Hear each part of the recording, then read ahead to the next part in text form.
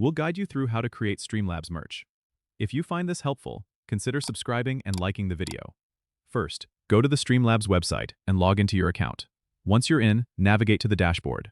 On the left sidebar, you'll see an option called Merch Store. Click on that to start setting up your merch. Next, you'll be prompted to create your store by choosing a name and adding a logo. Make sure your logo is high quality, as it will be displayed on your products. Once your store is set up, you can start adding products. Click on Add Product, and you'll see a range of items you can customize, such as t-shirts, hoodies, and mugs. Choose the product you want to create, then upload your design. Streamlabs provides a design tool that lets you position your artwork, change colors, and preview how it will look on the final product. After you've finalized your design, set the price for your merch. Streamlabs will show you the base cost and allow you to adjust your profit margin.